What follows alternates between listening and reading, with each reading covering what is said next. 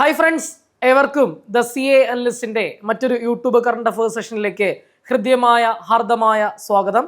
അപ്പോൾ നമ്മൾ ഇന്നത്തെ സെഷനിൽ നമ്മൾ ഡിസ്കസ് ചെയ്യാൻ പോകുന്നത് 2026 ജനുവരി മാസത്തെ ഏറ്റവും പ്രധാനപ്പെട്ട ഫാക്റ്റുകളാണ്. അതിനകത്ത് പ്രധാനപ്പെട്ട ടോപ്പിക്കുകൾ ഉൾപ്പെടില്ല. ടോപ്പിക്കുകളൊക്കെ നമ്മൾ ടോപ്പിക് വൈസ് ആയിട്ട് സെപ്പറേറ്റ് ചെയ്യുന്നതായിരിക്കും. ഫോർ എക്സാമ്പിൾ, നമ്മൾ വെനസ്വേല അറ്റാക്ക് ജനുവരി മാസം നടന്നതാണ് നമ്മൾ ചെയ്തിട്ടുണ്ട്. ഇറാൻ ക്രൈസിസ് നമ്മൾ ചെയ്തു. അണ്ടർ-19 വേൾഡ് കപ്പ് നടന്നത് അതൊക്കെ നമ്മൾ ചെയ്തു. അപ്പോൾ പ്രധാനപ്പെട്ട ടോപ്പിക്കുകൾ അല്ലാതെ വരുന്ന കണ്ടന്റ് ഉണ്ടാവുമല്ലോ. ഒൺ വേ ടൈപ്പ് ക്വസ്റ്റ്യൻ, ഉദ്യോഗാർത്ഥികൾ ഏറെ കുഴപ്പം ചെയ്യുന്ന ഒരു ഏരിയകളാണ് ഈ ഒൺ വേ ടൈപ്പ് കണ്ടന്റ് എന്ന് പറയുന്നത്. അപ്പോൾ അത്തരം വളരെ സെലക്റ്റീവ് ആയിട്ടുള്ള കണ്ടന്റ് ആണ് നമ്മൾ ഡിസ്കസ് ചെയ്യാൻ മുന്നോട്ട് പോകുന്നത്. അവിടെ ആദ്യമേ തന്നെ പറയട്ടെ, നമ്മൾ 2 പാർട്ടായിട്ടായിരിക്കും ഈ ഒരു വീഡിയോ എന്ന് പറയുന്നത്. 2 പാർട്ടായിട്ടായിരിക്കും. അതിൻ്റെ ഫസ്റ്റ് പാർട്ടാണ് നമ്മളിപ്പോൾ കേൾക്കുന്നത്. 2 പാർട്ടായിട്ടായിരിക്കും നമ്മൾ 2026 ജനുവരി മാസം വൈൻഡപ്പ് ചെയ്യുക. ഓക്കെ, അത് നമ്മൾ വീഡിയോയിലേക്ക് പോകുന്നതിന് മുൻപ്, ക്ലാസ്സിലേക്ക് പോകുന്നതിന് മുമ്പ് ഒരു കാര്യം കൂടി പറയാൻ ഓർമ്മിപ്പിക്കുന്നു. നമുക്ക് ഈ ക്ലാസ്സിൻ്റെ നോട്ടും മറ്റു കാര്യങ്ങളൊക്കെ ലഭിക്കുന്നത് നമ്മുടെ ടെലഗ്രാം ചാനലാണ്. ടെലഗ്രാം ചാനലിൻ്റെ പേരും ദ സി എ അനലിസ്റ്റ് തന്നെയാണ്. അതിൻ്റെ ലിങ്ക് നമ്മൾ ഡിസ്ക്രിപ്ഷനിൽ കൊടുത്തിട്ടുണ്ട്. അപ്പോൾ ജോയിൻ ആകാത്തവർ ജോയിൻ ചെയ്യാം. അതുപോലെ തന്നെ ഈ വീഡിയോയും നമ്മുടെ ക്ലാസ്സുകളൊക്കെ നിങ്ങൾക്ക് ഓക്കെ ആണ് എങ്കിൽ, അല്ലെങ്കിൽ നിങ്ങൾക്ക് ഇഷ്ടപ്പെടുകയാണെങ്കിൽ നിങ്ങൾ നിങ്ങൾക്ക് പ്രയോജനപ്പെടുന്നുണ്ടെങ്കിൽ നിങ്ങളുടെ സുഹൃത്തുക്കളിലേക്ക് കൂടെ പരമാവധി ഷെയർ ചെയ്യുക എന്ന് മാത്രം പറഞ്ഞുകൊണ്ട് ഞാൻ ഈ സെഷൻ സ്റ്റാർട്ട് ചെയ്യുകയാണ്.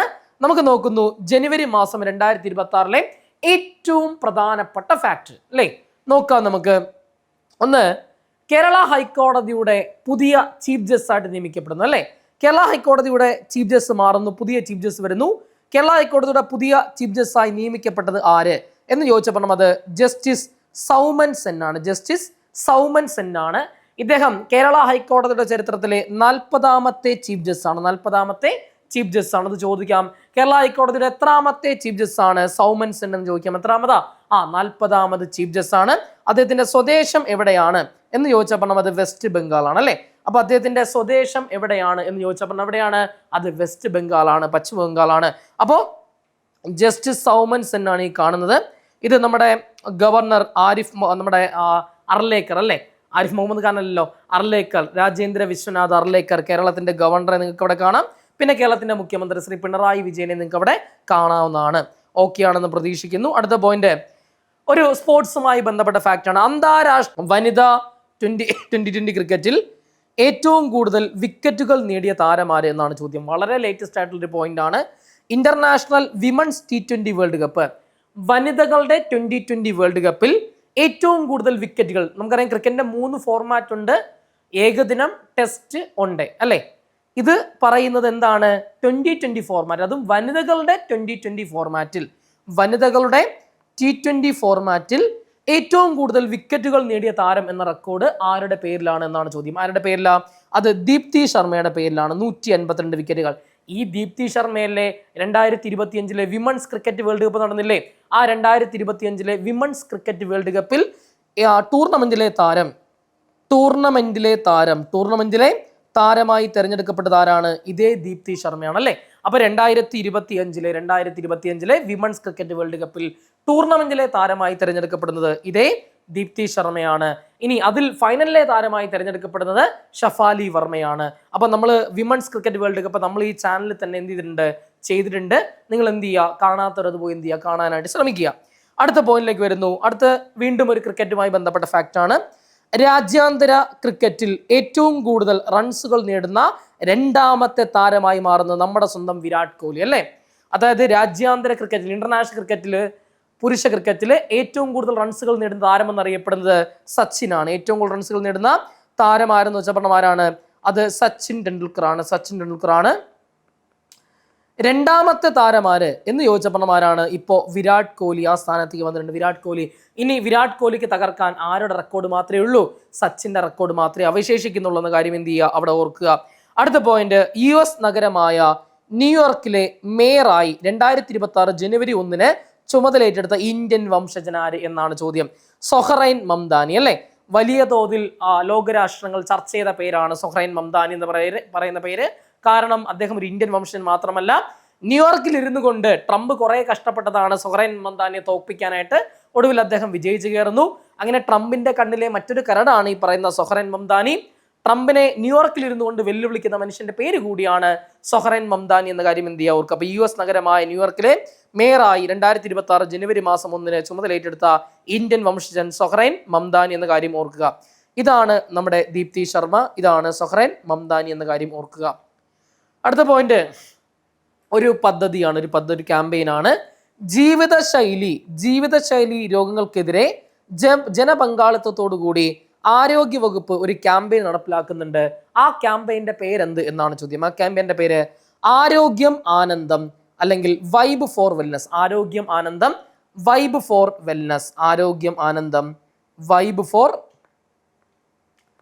വെൽനസ്. വൈബ് ഫോർ വെൽനസ് എന്നാണ് ആ ക്യാമ്പയിന്റെ പേര്. അപ്പൊ ജീവിതശൈലി രോഗങ്ങൾക്കെതിരെ ജനപങ്കാളിത്തത്തോടു കൂടി ആരോഗ്യ വകുപ്പ് നടപ്പിലാക്കുന്ന ക്യാമ്പയിന്റെ പേരാണ് ആരോഗ്യം ആനന്ദം വൈബ് ഫോർ വെൽനസ് എന്നാണ് ക്യാമ്പയിന്റെ പേര്. അടുത്ത പോയിന്റ് നോക്കിയേ. സ്ത്രീ ശാക്തീകരണവും സുരക്ഷയും ലക്ഷ്യം വെച്ചുകൊണ്ട് വനിതാ ശിശുവികസന വകുപ്പ് ഒരു പദ്ധതി നടപ്പിലാക്കുന്നുണ്ട്. ആ പദ്ധതിയുടെ പേരാണ് കനൽ എന്നാണ് പദ്ധതിയുടെ പേര്. അപ്പോൾ സ്ത്രീ ശാക്തീകരണവും അതുപോലെ തന്നെ സുരക്ഷയും ലക്ഷ്യം വെച്ചുകൊണ്ട് വനിതാ ശിശുവികസന വകുപ്പ് ഒരു പദ്ധതി നടപ്പിലാക്കുന്നുണ്ട്. ആ പദ്ധതിയുടെ പേരാണ് കനൽ എന്നാണ് പദ്ധതിയുടെ പേര്. അപ്പൊ എന്താണ് കനൽ? അതിന്റെ ലക്ഷ്യം എന്ത്? സ്ത്രീകളുടെ ശാക്തീകരണം അല്ലേ? അപ്പോൾ സ്ത്രീകളുടെ ശാക്തീകരണവും അതുപോലെ തന്നെ സുരക്ഷയും ലക്ഷ്യം വെച്ചുകൊണ്ട് ആര് കൊണ്ടുവന്നതാ?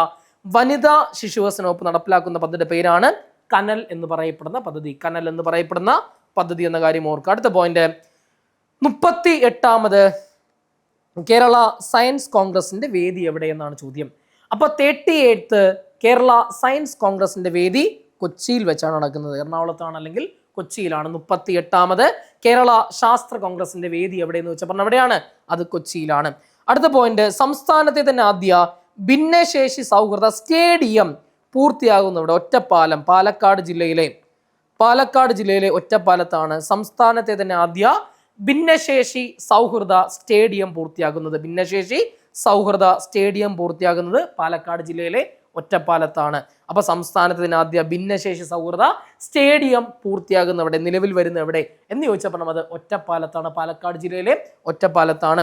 അടുത്ത പോയിന്റ് കേരളത്തിലെ ആദ്യത്തെ സമ്പൂർണ്ണ സാമ്പത്തിക സാക്ഷരതാ നഗരസഭ. വളരെ പ്രധാനപ്പെട്ട പോയിന്റ് ആണ്. 2 പോയിന്റുകൾ ശ്രദ്ധിക്കുക. കേരളത്തിലെ ആദ്യത്തെ സമ്പൂർണ്ണ സാമ്പത്തിക സാക്ഷരതാ നഗരസഭയായി മാറുന്നത് ശ്രീകണ്ഠപുരമാണ്. കണ്ണൂർ ജില്ലയിലാണ് ശ്രീകണ്ഠപുരം. നോക്കണേ, അപ്പോ കേരളത്തിലെ ആദ്യത്തെ സമ്പൂർണ്ണ സാമ്പത്തിക സാക്ഷരതാ നഗരസഭ എന്ന പട്ടം കൈവരിക്കുന്നു Sreekandapuram, which is in Kannur. അടുത്ത പോയിന്റ് ഗോവയിൽ ഇതിനു മുൻപ് 2 ജില്ലകളാണ് ഉണ്ടായിരുന്നത്. 3ാമതൊരു ജില്ല ഗോവയിൽ പുതുതായി രൂപീകരിക്കുന്നു. ആ ജില്ലയുടെ പേരാണ് കുശാവതി ജില്ല. അപ്പൊ നിങ്ങളോട് ചോദിക്കാം, അടുത്തിടെ കുശാവതി എന്ന പേരിൽ ജില്ല രൂപീകരിച്ചത് ഏത് ഇന്ത്യൻ സംസ്ഥാനമാണ് എന്ന് ചോദിച്ചപ്പോൾ ഏതാണ്? അത് ഗോവയാണ്. അപ്പൊ അങ്ങനെയായിരിക്കും ചോദിക്കാൻ ചാൻസ് കൂടുതൽ. അടുത്തിടെ കുശാവതി എന്ന പേരിൽ ഒരു ജില്ല രൂപീകരിച്ച ഇന്ത്യൻ സംസ്ഥാനം ഏത് എന്ന് ചോദിച്ചപ്പോൾ ഏതാണ്? അത് ഗോവയാണ്. അത് ഗോവയാണ് എന്ന കാര്യം എന്ത് ചെയ്യുക, അവിടെ ഓർത്ത് വെച്ചേക്കുക. അടുത്ത പോയിന്റിലേക്ക് വരാം. രാജ്യത്തെ ആദ്യ ഡിജിറ്റൽ കുടുംബ കോടതി ആരംഭിച്ചത് എവിടെ? ശാസ്താംകോട്ടയിലാണ്. അപ്പോൾ രാജ്യത്തെ തന്നെ ആദ്യത്തെ ഡിജിറ്റൽ കുടുംബ കോടതി, അടിപൊളി ക്വസ്റ്റ്യൻ ആണ്. അപ്പൊ രാജ്യത്തെ തന്നെ ആദ്യത്തെ ഡിജിറ്റൽ കുടുംബ കോടതി ആരംഭിച്ചത് എവിടെയാണ് എന്ന് ചോദിച്ചപ്പോൾ എവിടെയാണ്? അത് ശാസ്താംകോട്ടയിലാണ്. അടുത്ത പോയിന്റ് പ്രകൃതി പാഠം. ഇതൊരു പദ്ധതിയാണ്. പ്രകൃതി പാഠം എന്താണ് പദ്ധതി നോക്കാം. അശാസ്ത്രീയമായി ഭൂവിനിയോഗ മാറ്റങ്ങൾ പരിസ്ഥിതിക്ക് മേൽ സൃഷ്ടിക്കുന്ന ആഘാതത്തെക്കുറിച്ച് അവബോധം നൽകുന്നതിന് വേണ്ടി സംസ്ഥാനത്തെ ഭൂവിനിയോഗ ബോർഡ് സംസ്ഥാനത്തെ കർഷകർക്ക് വേണ്ടി ഒരു പദ്ധതി നടപ്പിലാക്കുന്നുണ്ട്. ആ പദ്ധതിയുടെ പേരാണ് പ്രകൃതി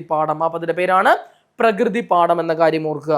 അപ്പോൾ അശാസ്ത്രീയമായി ഭൂവിനിയോഗ മാറ്റങ്ങൾ പരിസ്ഥിതിക്ക് മേൽ സൃഷ്ടിക്കുന്ന ആഘാതത്തെക്കുറിച്ച് അവബോധം നൽകുക എന്ന ലക്ഷ്യത്തോടു കൂടി സംസ്ഥാനത്തെ ഭൂവിനിയോഗ ബോർഡ് സംസ്ഥാനത്തെ കർഷകർക്ക് വേണ്ടി നടപ്പിലാക്കുന്ന പദ്ധതിയുടെ പേരാണ് പ്രകൃതി പാഠം. അടുത്ത പോയിന്റിലേക്ക് നമ്മൾ വരികയാണ്. 2 പുസ്തകങ്ങൾ, വളരെ പ്രധാനപ്പെട്ട 2 പുസ്തകങ്ങൾ പറയുന്നു. Mother Mary comes to me എന്നത് ആരുടെ ആത്മകഥയാണ്? അരുന്ധതി റോയുടെ ആത്മകഥയുടെ പേരാണ് mother Mary comes to me. വളരെ പ്രധാനപ്പെട്ട പോയിന്റ്. മദർ മേരി, പ്രശസ്ത എഴുത്തുകാരിയാണ് അരുന്ധതി റോയ്. അവരുടെ കൃതിയാണ് mother Mary comes to me എന്നുള്ളത്. ആരുടെ ആത്മകഥയാണ് എന്ന് ചോദിച്ചപ്പോൾ ആരുടെയാണ്? അത് അരുന്ധതി റോയുടെ ആത്മകഥയുടെ പേരാണ് mother Mary comes to me എന്നുള്ളത്. അങ്ങനെയെങ്കിൽ അടുത്തത് നമ്മുടെ മലാല യൂസഫ്സായി ഇല്ലേ, 2014 കൈലാഷ് സത്യാർത്ഥിക്കൊപ്പം സമാധാനത്തിനുള്ള നൊബേൽ പുരസ്കാരം നേടിയ മലാല യൂസഫ്സായി എന്ന് പറയപ്പെടുന്ന സാമൂഹ്യ പ്രവർത്തകയുടെ ഒരു പുസ്തകം പുറത്തിറങ്ങുന്നു. ആ പുസ്തകത്തിന്റെ പേരാണ് ഫൈൻഡിങ് മൈ വേ. ആരെഴുതിയ പുസ്തകമാണ് ഫൈൻഡിങ് മൈ വേ എന്ന് ചോദിച്ചപ്പോൾ ആരാണ്? അത് മലാല യൂസഫ്സായിയുടെ പുസ്തകമാണ് ഫൈൻഡിങ് മൈ വേ എന്നുള്ളത്. അടുത്ത പോയിന്റിലേക്ക് നമ്മൾ വരികയാണ്. KSRTCയുടെ ഗുഡ്വിൽ അംബാസഡറായി അടുത്തിടെ നിയമിക്കപ്പെട്ടത് ആര്? The goodwill ambassador of KSR മറ്റാരുമല്ല മോഹൻലാൽ. നമ്മുടെ കേരളത്തിലെ ഗതാഗത വകുപ്പ് മന്ത്രി KB ഗണേഷ് കുമാർ പറഞ്ഞത് ലാലേട്ടൻ 1 രൂപ പോലും ഈ പരസ്യത്തിന് മേടിച്ചിട്ടില്ല. നമ്മളെല്ലാവരും കണ്ടതാണ്, ഒരു 1.5 മിനിറ്റ് നീണ്ടു നിൽക്കുന്ന പരസ്യം, മോഹൻലാലിന്റെ പരസ്യം നമ്മൾ കണ്ടതാണ്. KSRTCയെ പ്രൊമോട്ട് ചെയ്യാൻ വേണ്ടി അദ്ദേഹം മഞ്ഞിൽ വിരിഞ്ഞ പൂക്കളിൽ അഭിനയിക്കാൻ വേണ്ടി ആലപ്പുഴയിലേക്ക് യാത്ര തിരിക്കുന്ന, തിരുവനന്തപുരത്ത് നിന്നും ആലപ്പുഴയിലേക്ക് യാത്ര തിരിക്കുന്ന ഒരു സംഭവം വിശദീകരിക്കുന്ന വളരെ മനോഹരമായിട്ടുള്ള ഒരു പരസ്യം നിങ്ങൾ കണ്ടില്ലെങ്കിൽ പോയി കാണുക. KSRTC അഡ്വർടൈസ്മെന്റ് മോഹൻലാൽ നടിച്ചു കൊടുത്താൽ കിട്ടും അല്ലെ. അപ്പോൾ KSRTCയുടെ ഗുഡ്വിൽ അംബാസഡറായി നിയമിക്കപ്പെടുന്നത് നമ്മുടെ സ്വന്തം ലാലേട്ടനാണ്.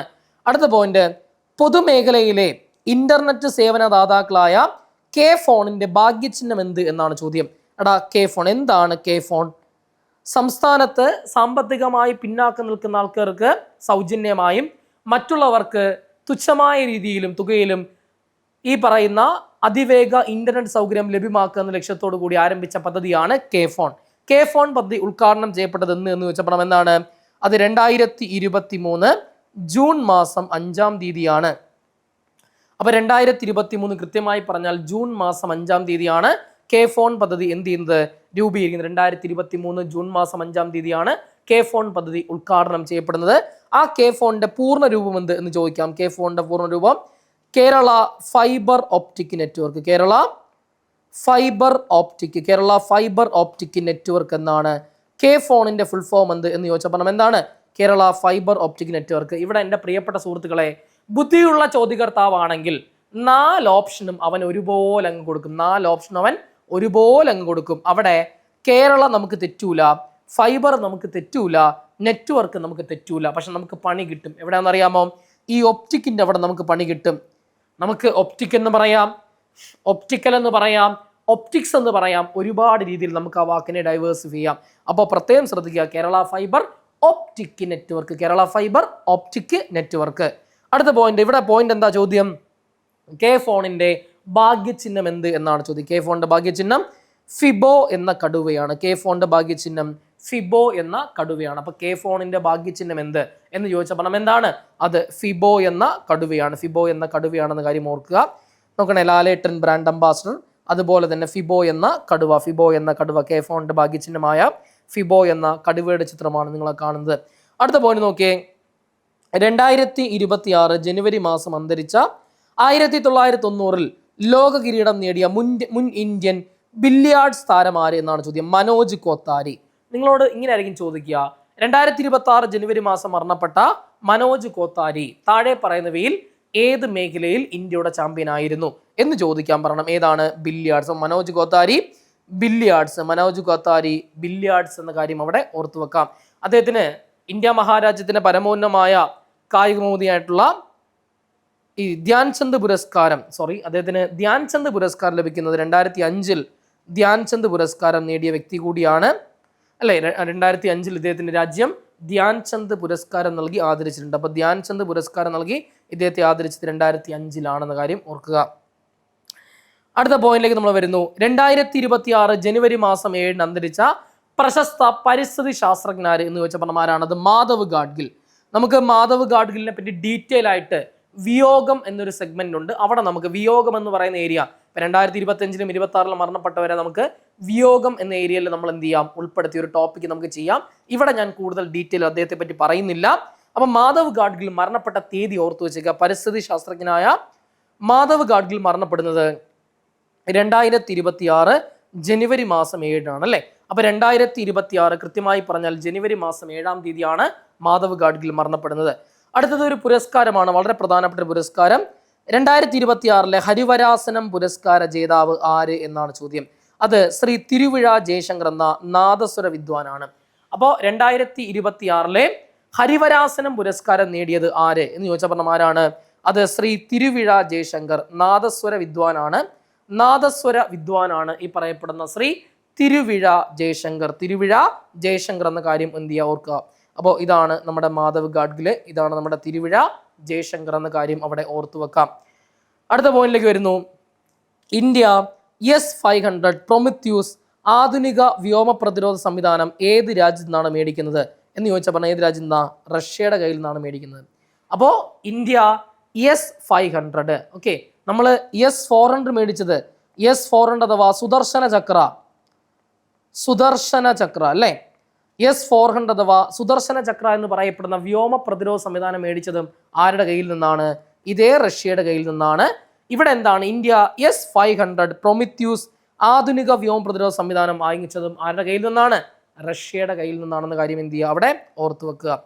അടുത്ത പോയിന്റിലേക്ക് നമ്മൾ വരുന്നു. ഒരു പദ്ധതിയാണ് മിഷൻ വാത്സല്യ. എന്താണ് മിഷൻ വാത്സല്യ എന്ന് പറയുന്ന പദ്ധതി? ദുർബലരായ കുട്ടികൾക്ക് സംരക്ഷണം നൽകുക, അതുപോലെ തന്നെ അവരുടെ അവകാശങ്ങൾ സംരക്ഷിക്കുക തുടങ്ങിയവ ലക്ഷ്യം വെച്ചുകൊണ്ട് ഒരു നടപ്പിലാക്കി വരുന്ന ഒരു കേന്ദ്ര ആവിഷ്കൃത പദ്ധതിയുടെ പേരാണ് മിഷൻ വാത്സല്യ എന്നുള്ളത്. അപ്പോൾ ഓർക്കണേ നിങ്ങൾ, അപ്പോൾ ദുർബലരായ കുട്ടികൾക്ക് സംരക്ഷണം നൽകുക, അവരുടെ അവകാശങ്ങൾ സംരക്ഷിക്കുക എന്നിവ ലക്ഷ്യം വെച്ചുകൊണ്ട് നടപ്പിലാക്കി വരുന്ന കേന്ദ്ര ആവിഷ്കൃത പദ്ധതിയുടെ പേരാണ് മിഷൻ വാത്സല്യ. അപ്പോൾ ദുർബലരായ കുട്ടികൾക്ക് സംരക്ഷണം നൽകുക, അവരുടെ അവകാശങ്ങൾ സംരക്ഷിക്കുക എന്നിവ ലക്ഷ്യം വെച്ചുകൊണ്ട് നടപ്പിലാക്കി വരുന്ന കേന്ദ്ര ആവിഷ്കൃത പദ്ധതിയുടെ പേരാണ് മിഷൻ വാത്സല്യ എന്ന കാര്യം ഓർക്കുക. അടുത്ത പോയിന്റ്, ഇന്ത്യയിലെ തെരഞ്ഞെടുത്ത നഗരങ്ങളെ ലോകത്തിലെ മറ്റ് നഗരങ്ങളുമായി ബന്ധിപ്പിക്കുന്ന കേന്ദ്ര സർക്കാരിന്റെ ട്വിന്നിങ് ഓഫ് സിറ്റീസ് എന്ന് പറയപ്പെടുന്ന പദ്ധതിയിൽ ഉൾപ്പെടുത്തിയ അല്ലെങ്കിൽ ഇടം നേടിയ കേരളത്തിലെ നഗരമേത് എന്ന് ചോദിച്ചാൽ പറഞ്ഞ ഏതാണ്? അത് കോഴിക്കോട് നഗരമാണ്. അപ്പോൾ ഇന്ത്യയിലെ തെരഞ്ഞെടുത്ത നഗരങ്ങളെ ലോകത്തിലെ മറ്റ് നഗരങ്ങളുമായി ബന്ധിപ്പിക്കുന്ന കേന്ദ്ര സർക്കാരിന്റെ ഒരു പദ്ധതിയാണ് ഈ പറഞ്ഞ ട്വിന്നിങ് ഓഫ് സിറ്റീസ്. ആ പദ്ധതിയിൽ ഇടം നേടിയ കേരളത്തിലെ നഗരം, ഏക നഗരമാണ് ഞാനിപ്പോൾ ഈ വീഡിയോസ് എടുക്കുന്ന നമ്മുടെ സ്വന്തം കോഴിക്കോട് നഗരം എന്ന കാര്യം എന്ത് ചെയ്യുക, ഓർക്കുക. അടുത്ത പോയിന്റിലേക്ക് വരാം നമുക്ക്. സാഗർ കവച്. എന്താണ് സാഗർ കവച് എന്ന് പറയുന്ന പദ്ധതി നോക്കാം. തീരസുരക്ഷാ ഏജൻസികൾ തമ്മിലുള്ള ഏകോപനം മെച്ചപ്പെടുത്താനും തീവ്രവാദ ഭീഷണികളെ നേരിടാനുമുള്ള പ്രതികരണ ശേഷി വിലയിരുത്താനും ലക്ഷ്യം വെച്ചുകൊണ്ട് ഇന്ത്യൻ നാവികസേനയും കോസ്റ്റ് ഗാർഡും സംയുക്തമായി കേരള തീരത്ത് നടത്തിയ ഒരു സുരക്ഷാ അഭ്യാസമുണ്ട്. അതിൻ്റെ പേരാണ് സാഗർ കവച്. അപ്പോൾ തീരസുരക്ഷാ ഏജൻസികൾ തമ്മിലുള്ള ഏകോപനം മെച്ചപ്പെടുത്താനും തീവ്രവാദ ഭീഷണികളെ നേരിടാനുമുള്ള പ്രതികരണ ശേഷി വിലയിരുത്താനും വേണ്ടി ലക്ഷ്യം വെച്ചുകൊണ്ട് ആരൊക്കെ ചേർന്ന് ഇന്ത്യൻ നാവികസേനയും അതുപോലെ തന്നെ കോസ്റ്റ് ഗാർഡും സംയുക്തമായിട്ട് കേരള തീരത്ത് നടത്തിയ സുരക്ഷാ അഭ്യാസമാണ് സാഗർ കവച് എന്ന കാര്യം എന്ത് ചെയ്യുക, ഓർക്കുക. അടുത്ത point, Mumbai Ahmedabad high speed rail പ്രോജക്റ്റിന്റെ ഭാഗമായിട്ട് ആദ്യമായിട്ടൊരു പർവ്വത തുരങ്കം നിർമ്മിച്ചത് എവിടെയെന്ന് വെച്ചാൽ പറഞ്ഞത് പാൽഘർ, മഹാരാഷ്ട്രയിലെ പാൽഘറിലാണ്.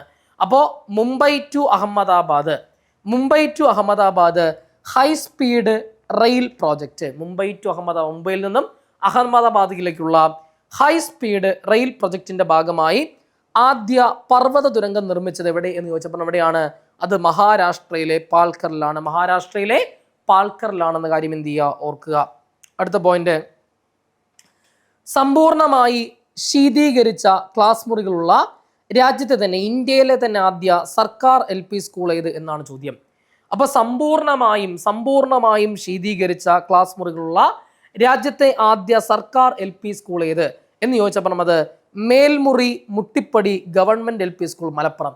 അപ്പൊ മലപ്പുറം ജില്ലയിലെ മേൽമുറി മുട്ടിപ്പടി ഗവൺമെന്റ് LP സ്കൂളിലാണ് സമ്പൂർണമായും ശീതീകരിച്ച ക്ലാസ് മുറികളുള്ള ഇന്ത്യയിലെ തന്നെ ആദ്യ സർക്കാർ LP സ്കൂൾ നമ്മുടെ സംസ്ഥാനത്താണ്, കേരളത്തിലാണ്.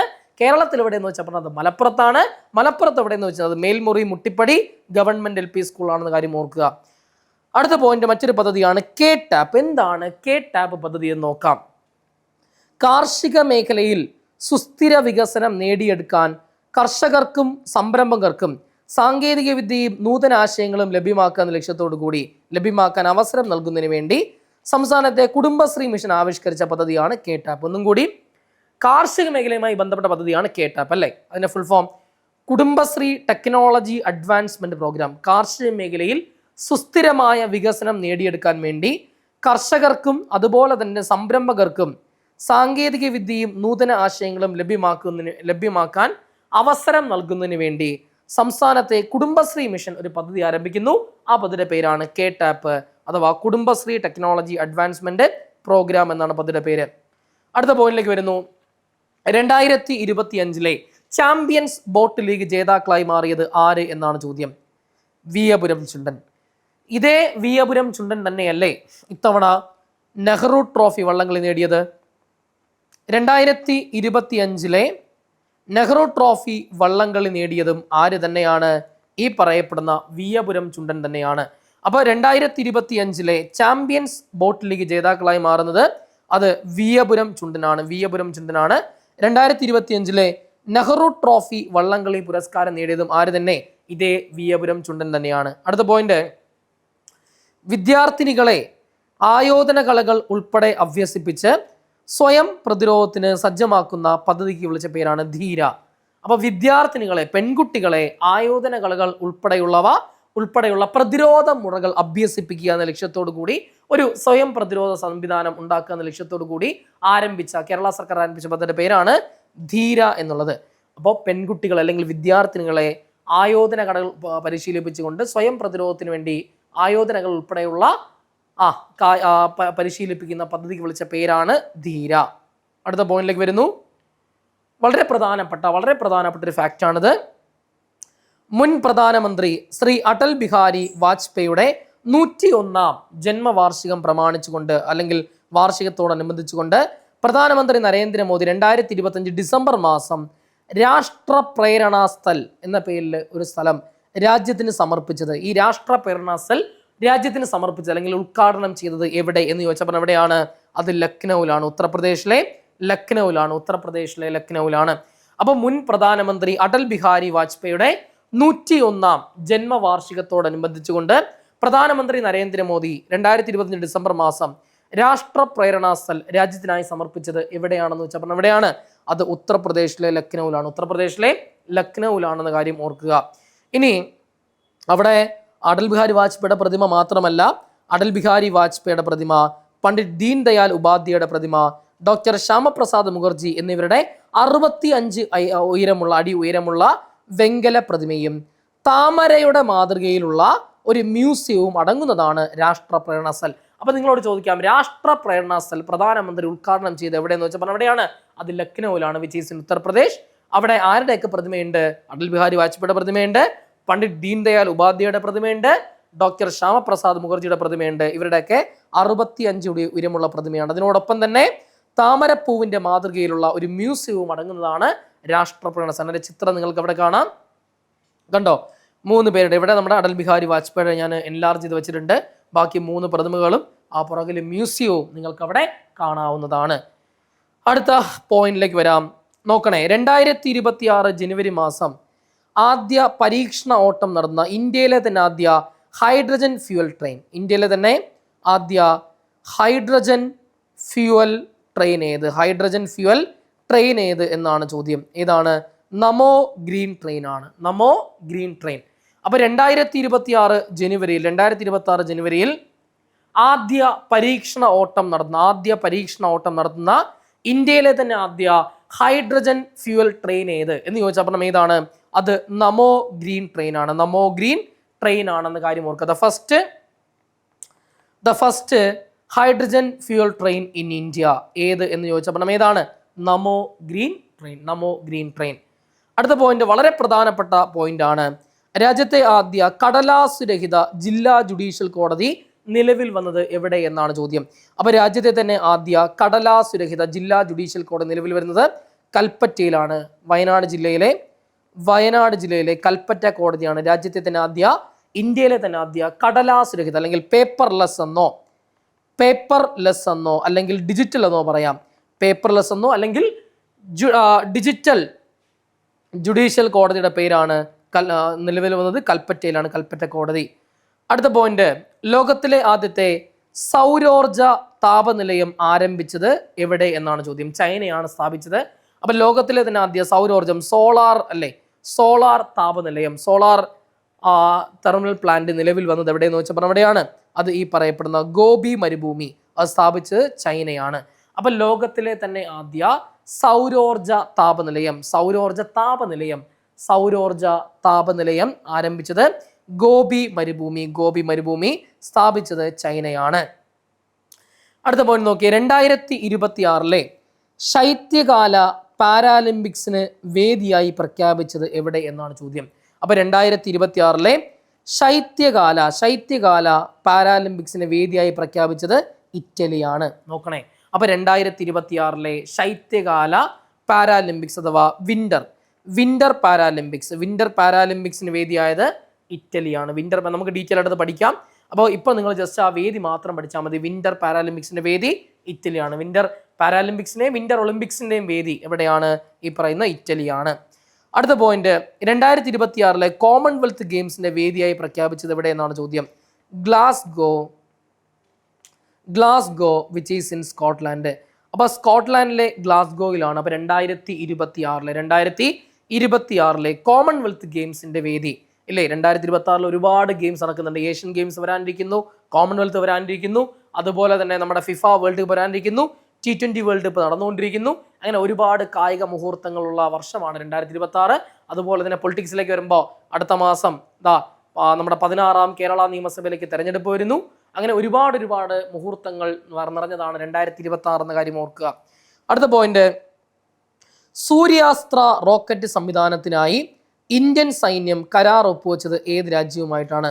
അപ്പോൾ സൂര്യാസ്ത്ര എന്ന് പറയുന്ന റോക്കറ്റ് സംവിധാനത്തിന് വേണ്ടി, സൂര്യാസ്ത്ര റോക്കറ്റിന് വേണ്ടിയിട്ട് ഇന്ത്യ ഏത് രാജ്യവുമായാണ് കരാറിൽ ഏർപ്പെടുന്നത് വെച്ചാൽ ഏതുമായിട്ടാണ്? ഇസ്രായേലുമായിട്ടാണ് ഇന്ത്യ കരാറിൽ ഏർപ്പെടുന്നത്. അപ്പോൾ സൂര്യാസ്ത്ര റോക്കറ്റ് സംവിധാനത്തിനായി ഇന്ത്യൻ സൈന്യം കരാർ ഒപ്പുവെച്ചത് ഏത് രാജ്യവുമായിട്ടാണ്?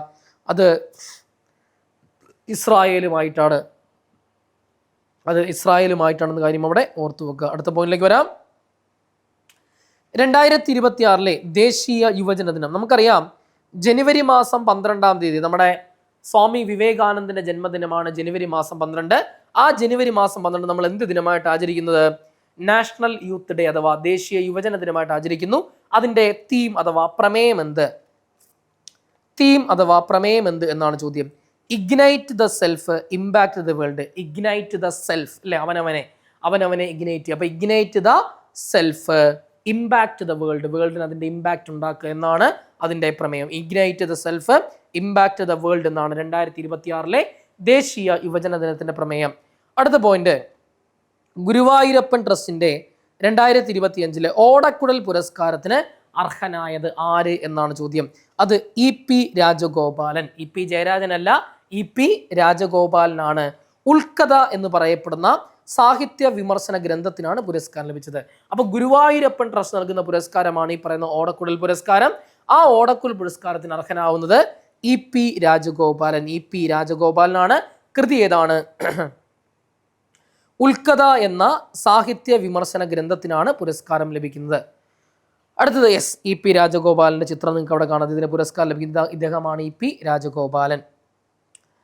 അടുത്ത പോയിന്റ്, 2026 ജനുവരി മാസം ദ്വിദിന മീൻസ് 2 ദിവസത്തെ സന്ദർശനത്തിന് വേണ്ടി ഇന്ത്യയിലെത്തിയ ജർമ്മനിയുടെ ചാൻസലർ ആര് എന്നാണ് ചോദ്യം. ജർമ്മൻ ചാൻസലർ ആര് എന്നാണ് ചോദ്യം.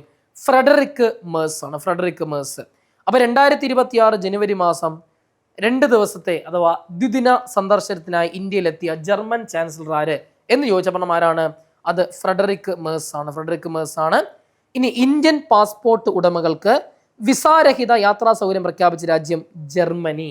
അപ്പൊ ഇന്ത്യൻ പാസ്പോർട്ട് ഉടമകൾക്ക് വിസരഹിത യാത്രാ സൗകര്യം പ്രഖ്യാപിച്ച ലോകരാജ്യത്തിന്റെ പേര് കൂടിയാണ് ജർമ്മനി എന്ന് എന്ത് ചെയ്യുക, അവിടെ ഒന്ന് ഓർത്ത് വെച്ചേക്കാം.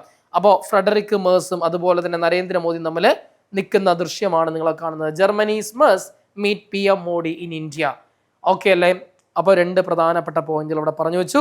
അടുത്തിലോട്ട് വരാണ് ഒരു സയൻസ് ആൻഡ് ടെക്കുമായി ബന്ധപ്പെട്ടൊരു ഫാക്റ്റാണ് നമ്മൾ പറയുന്നത്.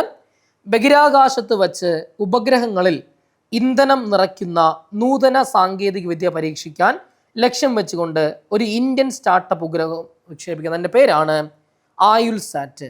ആയുൽസാറ്റ്. അപ്പോൾ എന്താണ് ആയുൽസാറ്റ്?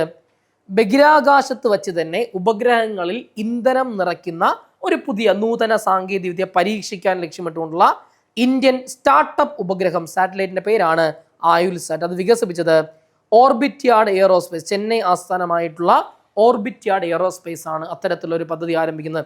അപ്പോൾ ആയുൽസാറ്റ് വികസിപ്പിച്ചത് ആര് എന്ന് ചോദിച്ച പറഞ്ഞമാരാണ്? അത് ഓർബിറ്റ്യാർഡ് എയറോസ്പേസ്. ഓർബിറ്റ്യാർഡ് എയറോസ്പേസ്, ചെന്നൈ ആസ്ഥാനമായിട്ടുള്ള ഓർബിറ്റ്യാർഡ് എയറോസ്പേസ് ആണ്. അടുത്ത പോയിന്റിലേക്ക് നമ്മൾ വരികയാണ്. സൗത്ത് സുഡാനിലെ, ദക്ഷിണ സുഡാനിലെ സമാധാന ദൗത്യത്തിനിടയിൽ ലിംഗസമത്വത്തിനും സ്ത്രീകളുടെ സുരക്ഷയ്ക്കും നൽകിയ മികച്ച സംഭാവനകൾ പരിഗണിച്ചുകൊണ്ട് 2025 ഐക്യരാഷ്ട്രസഭയുടെ സെക്രട്ടറി ജനറൽ അവാർഡിന് തിരഞ്ഞെടുക്കപ്പെട്ട ഇന്ത്യൻ ആർമി ഓഫീസർ ആര് എന്നാണ് ചോദ്യം. മേജർ സ്വാതി ശാന്തകുമാർ. അപ്പോൾ ഒന്നും കൂടി, സൗത്ത് സുഡാൻ അറിയാമല്ലോ, ദക്ഷിണ സുഡാനിലെ സമാധാന ദൗത്യത്തിനിടയിൽ ലിംഗസമത്വത്തിനും അതുപോലെ തന്നെ സ്ത്രീകളുടെ സുരക്ഷയ്ക്കും നൽകിയ മികച്ച സംഭാവനകൾ പരിഗണിച്ചുകൊണ്ട് 2025 ഐക്യരാഷ്ട്രസഭയുടെ സെക്രട്ടറി ജനറലിന്റെ അവാർഡിന് തിരഞ്ഞെടുക്കപ്പെട്ട ഇന്ത്യൻ ആർമി ഓഫീസറാണ് മേജർ സ്വാതി ശാന്തകുമാർ. നിലവിൽ ഐക്യരാഷ്ട്രസഭയുടെ സെക്രട്ടറി ജനറൽ ആര് എന്ന് ചോദിച്ച പറഞ്ഞമാരാണ്? അത് അന്റോണിയോ ഗുട്ടറസ് അല്ലേ? അപ്പൊ നിലവിൽ ഐക്യരാഷ്ട്രസഭയുടെ സെക്രട്ടറി ജനറൽ ആരെന്ന് വെച്ച പറഞ്ഞമാരാണ്? അത് അന്റോണിയോ ഗുട്ടറസ് ആണ്. അന്റോണിയോ ഗുട്ടറസ് ആണെന്ന കാര്യം ഓർക്കുക. അന്റോണിയോ ഗുട്ടറസ് ആണെന്ന കാര്യം ഓർക്കുക. അടുത്ത പോയിന്റിലേക്ക് നമ്മൾ വരുന്നു. 2025 ആഫ്രിക്കൻ നേഷൻസ് കപ്പ് വലിയ രീതിയിൽ ചർച്ച ചെയ്യപ്പെട്ട, ഒരുപാട് പേര് റീപോസ്റ്റ് ചെയ്ത, ഒരുപാട് ചർച്ച ചെയ്യപ്പെട്ട ഒരു ലീഗായിരുന്നു ഈ പറയുന്ന ആഫ്രിക്കൻ നേഷൻസ് ലീഗിലെ ഫുട്ബോളിന്റെ ഫൈനൽ മാച്ച് സെനഗലും അതുപോലെ തന്നെ മൊറോക്കോയും തമ്മിലായിരുന്നു മത്സരം. സെനഗൽ ഒരു നിമിഷം ഈ സാദിയോ മാനെ എന്ന് പറയുന്ന താരം അല്ലെ, സാദിയോ മാനെ എന്ന് പറയുന്ന താരം സെനഗലിന്റെ എന്താ പറയുക, ഒരു ഹീറോയാണ്, നാഷണൽ ഹീറോയാണ് സാദിയോ മാനെ എന്ന് പറയുന്നത്. കാരണം ഒരുപാട് ജീവകാരുണ്യ പ്രവർത്തനങ്ങൾ തൻ്റെ രാജ്യത്തിന്, ഫുട്ബോൾ മാത്രമല്ല ആ കാശ് ഉപയോഗിച്ചുള്ള ഒരുപാട് ജീവകാരുണ്യ പ്രവർത്തനം ഈ സെനഗൽ എന്ന രാജ്യത്തെ മുഖ്യധാരയിലേക്ക് ഉയർത്തിക്കൊണ്ടുവരാൻ വേണ്ടി ഒരുപാട് അദ്ദേഹം കഷ്ടപ്പെടുന്നുണ്ട്. അയാളുടെ കയ്യൊപ്പ് കൂടി ചേർന്നു. ഫൈനലില് സെനഗലും മൊറോക്കോ എന്നുള്ള ഫൈനലില് റഫറിയുടെ ഒരു തെറ്റായ തീരുമാനത്തെ തുടർന്ന് സെനഗൽ താരങ്ങൾ കളി ഉപേക്ഷിച്ച് പോകാൻ വേണ്ടി നിൽക്കുമ്പോൾ നമ്മളെ സാദിയോ മാനെ അതിന് ഇടപെട്ടുകൊണ്ട് അങ്ങനെയല്ല, നമ്മൾ കളിക്കാം, നമുക്ക് ജയിക്കാം എന്നൊക്കെ പറഞ്ഞുകൊണ്ട് കൊണ്ടുവരുന്നു. അങ്ങനെ സാദിയോ മാനയുടെ ഒരു പാസിൽ നിന്ന് തന്നെ ഗോൾ നേടുന്നു. അങ്ങനെ സെനഗൽ ആഫ്രിക്കൻ നേഷൻസിൽ ചാമ്പ്യന്മാരായി മാറുന്നു. അങ്ങനെ 2025 ആഫ്രിക്കൻ നേഷൻസ് കപ്പ് ഫുട്ബോളിൽ കിരീടം നേടിയത് ചോദിക്കാൻ ചാൻസ് കൂടുതലാണ്. ഒരുപാട് സോഷ്യൽ മീഡിയയിൽ ട്രെൻഡിങ് ആയതാണ്, ഒരു പാട്ടൊക്കെ വലിയ ട്രെൻഡിങ് ആയിരുന്നു ആ സമയത്ത്. അങ്ങനെ 2025 ആഫ്രിക്കൻ നേഷൻസ് കപ്പ് ഫുട്ബോൾ കിരീടം നേടിയത് സെനഗലാണ്. അവിടെ റണ്ണേഴ്സ് അപ്പായി മാറുന്ന ആരെ പരാജയപ്പെടുത്തി? മൊറോക്കയെ പരാജയപ്പെടുത്തിക്കൊണ്ട് മൊറോക്കോയിലാണ് അതിന്റെ വേദി. മൊറോക്കോയാണ് മികച്ച താരമായി തിരഞ്ഞെടുക്കപ്പെടുന്നത്. സാദിയോ മാനെ, സെനഗലിന്റെ താരമായ സാദിയോ മാനെ മികച്ച താരമായി എന്ത് ചെയ്യുന്നു, തിരഞ്ഞെടുക്കപ്പെടുന്നു. ഈ മനുഷ്യനാണ് സാദിയോ മാനെ. കിരീടം നേടിയ ശേഷം അദ്ദേഹത്തെ സഹതാരങ്ങൾ ഉയർത്തിക്കൊണ്ടു പോകുന്ന ദൃശ്യമാണ് നിങ്ങൾ കണ്ടുകൊണ്ടിരിക്കുന്നത്. അടുത്ത പോയിന്റിലേക്ക് വരുന്നു. നമ്മൾ ഒരു സേനയുമായി ബന്ധപ്പെട്ടൊരു ഫാക്റ്റാണ്. പരിശീലനം സിദ്ധിച്ച 100,000-ലധികം ഡ്രോൺ ഓപ്പറേറ്റർമാരെ അണിനിരത്തിക്കൊണ്ട് കരസേന രൂപീകരിച്ച ഒരു സ്പെഷ്യൽ ഫോഴ്സ് ബറ്റാലിയന്റെ പേരാണ് ഭൈരവ് ബറ്റാലിയൻ. എന്താ പേര്? ഭൈരവ് ബറ്റാലിയൻ എന്നാണ് പേര്. അപ്പൊ പരിശീലനം സിദ്ധിച്ച 100,000-ലധികം വരുന്ന ഡ്രോൺ ഓപ്പറേറ്റർമാരെ അണിനിരത്തിക്കൊണ്ട് കരസേന രൂപീകരിച്ച ഒരു സ്പെഷ്യൽ ഫോഴ്സ് ബറ്റാലിയന്റെ പേരാണ് ഭൈരവ് ബറ്റാലിയൻ. ഭൈരവ് ബറ്റാലിയൻ എന്ന കാര്യം ഓർക്കുക. അടുത്ത പോയിന്റ് നോക്കിയേ. ഇന്ത്യൻ ഒളിമ്പിക് അസോസിയേഷൻ അഥവാ IOA പുനരുജ്ജീവിപ്പിച്ച നാഷണൽ ഒളിമ്പിക് അക്കാദമിയുടെ ഡയറക്ടറായി നിയമിക്കപ്പെടുന്നത് ഗഗൻ നരംഗാണ്. ഷൂട്ടിംഗ് താരമാണ് ഈ പറയപ്പെടുന്ന ഗഗൻ നരംഗ്. അപ്പൊ നാഷണൽ ഒളിമ്പിക് അക്കാദമിയുടെ ഡയറക്ടർ, നാഷണൽ ഒളിമ്പിക് അക്കാദമിയുടെ ഡയറക്ടറായി നിയമിക്കപ്പെട്ടത് ആര്? അപ്പൊ നാഷണൽ ഒളിമ്പിക് അക്കാദമിയുടെ ഡയറക്ടറായി നിയമിക്കപ്പെട്ടത് ആര് എന്ന് ചോദിച്ചപ്പോൾ ആരാണ്? അത് ഗഗൻ നരംഗാണ്. അപ്പോൾ നാഷണൽ ഒളിമ്പിക് അക്കാദമി അല്ലേ, അപ്പൊ നാഷണൽ ഒളിമ്പിക് അക്കാദമിയുടെ ഡയറക്ടറായി നിയമിക്കപ്പെട്ടത് ആര് എന്ന് ചോദിച്ചപ്പോഴാണ് അത് ഗഗൻ നരംഗ് എന്ന ഷൂട്ടിംഗ് താരമാണ്. അതുപോലെ തന്നെ നമ്മുടെ 2024 നടന്ന പാരീസ് ഒളിമ്പിക്സിൽ 2024 പാരീസ് ഒളിമ്പിക്സിൽ ചെഫ് ഡി മിഷൻ ഇന്ത്യൻ സംഘത്തെ നയിച്ചത് അഥവാ ചെഫ് ഡി മിഷൻ ഇന്ത്യൻ സംഘത്തിന്റെ തലവൻ അഥവാ ചെഫ് ഡി മിഷനായിട്ട് നിയമിക്കപ്പെടുന്നത് ഇതേ ഗഗൻ നരംഗാണ്. അടുത്ത പോയിന്റിലേക്ക് നമ്മൾ വരുന്നു. യെസ്, ലോകത്തിലെ ഏറ്റവും ഉയരമേർന്ന കൊടുമുടിയായ എവറസ്റ്റ് ഏഷ്യയിലേതാണ്. ലോകത്തിലെ തന്നെ ഏറ്റവും ഉയർന്ന കൊടുമുടിയായ എവറസ്റ്റ് ഏഷ്യയിലാണ്. അതുപോലെ തന്നെ യൂറോപ്പിലെ എൽബ്രസ്, ആഫ്രിക്കയിലെ കിളിമഞ്ചാരോ എന്നിവ കീഴടക്കുന്ന കാഴ്ച പരിമിതിയുള്ള വനിത എന്ന റെക്കോർഡ് നേടിയത് ആര് എന്നാണ് ചോദ്യം. ചോൺസിങ് ആഗ്മോ. അപ്പൊ പ്രധാനപ്പെട്ട 3 കൊടുമുടികൾ, ഒന്ന് എവറസ്റ്റ്, ഏഷ്യയിലെ എവറസ്റ്റ്, യൂറോപ്പിലെ എൽബ്രസ്, ആഫ്രിക്കയിലെ കിളിമഞ്ചാരോ എന്നീ 3 കൊടുമുടികൾ കീഴടക്കുന്ന കാഴ്ച പരിമിതിയുള്ള വനിത, ചെറിയ അല്ല, കാഴ്ച പരിമിതിയുള്ള വനിത എന്ന റെക്കോർഡ് നേടുന്നു ചോൺസിങ് ആഗ്മോ. അടുത്ത പോയിന്റ്, 2026 ജനുവരി മാസം സംസ്ഥാന ശാസ്ത്ര സാങ്കേതിക കൗൺസിലിന്റെ ബാലശാസ്ത്ര സാഹിത്യ അവാർഡ് ലഭിച്ചത് ആർക്ക് എന്നാണ് ചോദ്യം. പ്രദീപ്, എൻ്റെ പേരുമായി ബന്ധപ്പെട്ട വ്യക്തിയാണ്, പ്രദീപ് ഓർക്കാട്ടേരി.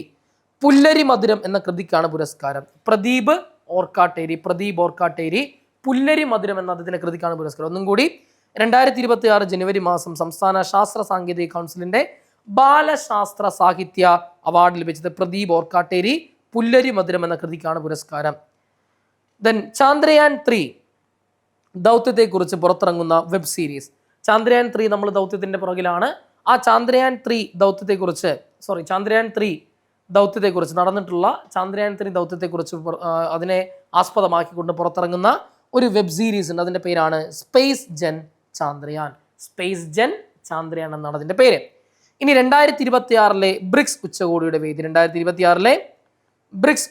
വേദി നമ്മുടെ സ്വന്തം ഇന്ത്യയാണ്. അപ്പൊ 2026 ബ്രിക്സ് ഉച്ചകോടിയുടെ വേദി എവിടെ എന്ന് ചോദിച്ചപ്പോൾ എവിടെയാണ്? അത് നമ്മുടെ സ്വന്തം ഇന്ത്യയാണ്. അടുത്ത പോയിന്റ് നോക്കിയേ, നാഷണൽ ഇൻവെസ്റ്റിഗേഷൻ ഏജൻസി എന്നറിയപ്പെടുന്ന NIA അല്ലേ, നാഷണൽ ഇൻവെസ്റ്റിഗേഷൻ ഏജൻസി എന്നറിയപ്പെടുന്ന NIAയുടെ പുതിയ ഡയറക്ടർ ജനറലായി നിയമിക്കപ്പെട്ടത് ആര് എന്ന് ചോദിച്ചപ്പോൾ ആരാണ്? അത് രാകേഷ് അഗർവാൾ. അപ്പൊ നാഷണൽ ഇൻവെസ്റ്റിഗേഷൻ ഏജൻസി എന്നറിയപ്പെടുന്ന NIAയുടെ പുതിയ ഡയറക്ടർ ജനറലായി നിയമിക്കപ്പെട്ടത് ആര് എന്ന് ചോദിച്ചപ്പോൾ ആരാണ്? അത് രാകേഷ് അഗർവാൾ ആണെന്ന കാര്യം എന്ത് ചെയ്യുക, ഓർക്കുക. എൻ്റെ പ്രിയപ്പെട്ട സുഹൃത്തുക്കളെ, ഏകദേശം 31 സ്ലൈഡുകളുണ്ട്. 31 സ്ലൈഡ്. ഒരു സ്ലൈഡിൽ ഒരു 2 പോയിന്റ് മിനിമം വെച്ച് നോക്കിയാൽ, 3 പോയിന്റ് ഒക്കെ ഉണ്ട്, 2 പോയിന്റ് മിനിമം വെച്ച് നോക്കിയാലും ഒരു 62 പോയിന്റ്, ഏകദേശം 75 മുകളിൽ പോയിന്റ് ഈ ചുരുങ്ങിയ സമയം കൊണ്ട് നമ്മൾ പറഞ്ഞു വെച്ചിട്ടുണ്ട്. തീർന്നിട്ടില്ല ജനുവരി മാസം, ഇനി ഒരു പാർട്ട് കൂടെയുണ്ട്. പാർട്ട് 2 നമുക്ക് ബാക്കിയുള്ള കാര്യങ്ങൾ കൂടെ വിശദീകരിക്കാം. അപ്പോൾ ഈ വീഡിയോ നിങ്ങൾക്ക് ഇഷ്ടമായെങ്കിൽ നിങ്ങളുടെ സുഹൃത്തുക്കളിലേക്ക് ഷെയർ ചെയ്യുക. നമ്മുടെ ടെലഗ്രാമിൻ്റെ പേര് ദ CA അനലിസ്റ്റ് തന്നെയാണ്. നോട്ട്സ് ദ CA അനലിസ്റ്റ് എന്ന ടെലഗ്രാം ചാനൽ അപ്ലോഡ് ചെയ്യുന്നതായിരിക്കും. അപ്പോൾ എന്ത് ചെയ്യുക, എല്ലാവർക്കും 2ാമത്തെ പാർട്ടിൽ നമുക്ക് കണ്ടുമുട്ടാമെന്ന് മാത്രം പ്രതീക്ഷയുണ്ട്. വൈൻഡപ്പ് ചെയ്യുന്നു. Thank you very much.